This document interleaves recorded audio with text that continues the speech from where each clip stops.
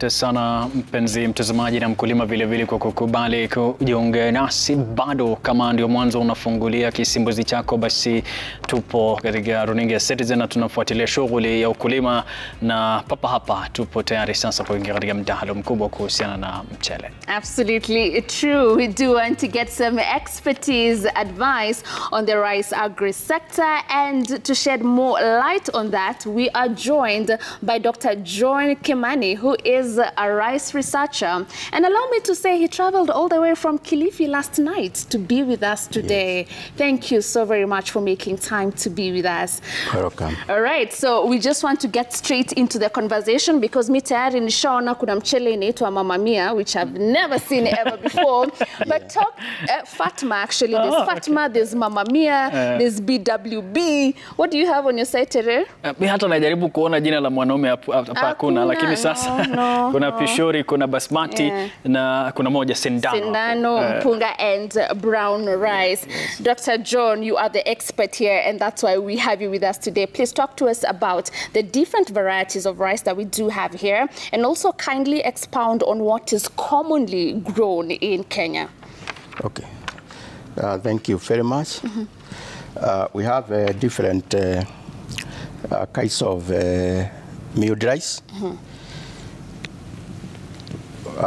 We grow a lot of Pishori.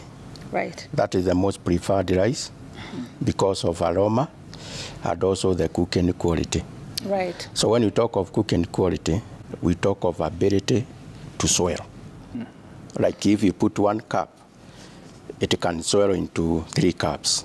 Oh. That means you use little quantity to feed many people. Right. Now, the other one is the Basmati. But there's confusion. The stakeholders there, they don't know the exact difference. So we can have a look at it as you actually explain. Yeah, this is the Basmati.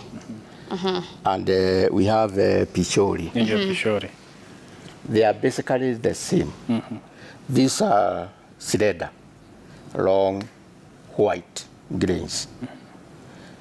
Both of them have aroma, fragrance. It smells nice. And when you cook, it doesn't stick like simmer. Okay. It stays separate. Right. Yes. Then you come to this one, Mama Mia. This one is imported. Okay. And this is the true Basmati. Okay. Long grain, slender, and very strong aroma. Okay. So this is Basmati? This is the Basmati now. Jina lilitoka wapi Mama Mia? Mama Mia is a local selling name by the retailers or wholesalers. Okay. But then again, if this is also Basmati and this is Basmati as well, how come they have a bit of difference when it comes to the physical appearance? Yeah, it's because this one is long. You can see the grains. Yes. They are long. Yes. Compared to these are short. You can see. Almost half of this. So the proper definition of Basmati is the long, narrow, white with very strong aroma. Okay. Yes. Kabla uende mbali sana, mtu sana wanaume najua tunateseka sana hapo. Nikija nichanganya hii na hii wakati nafanya upishi, hatari ipo wapi hapo? Hatari ipo kwa sababu wakati wa kufura na ile kuiva zinachukua muda tofauti na zinafura differently. So the best thing, you cook pure. Okay. Don't mix. Because even when you are eating, you'll have a challenge. Okay. Because some is longer, it's harder, because it did not cook well within that period. Great. And when it comes to swelling, if it absorbs water properly, it is soft. It has a very nice feeling in the mouth. Right. And again, when they cool, let's say there's leftover, and it can be consumed tomorrow, it remains soft. It doesn't harden. Right. Yes. Great. Now, you've already mentioned that for this Basmati variety, we are importing this type. Yes. Now, we are also importing a lot of rice in the country. Almost 80% of the rice consumed is imported. Correct. What can we do to make sure that our farmers are able to produce enough rice to minimize the amount of rice that we are importing so far? That's a very good question, because we are importing more than 80%. We are basically producing less than 20%.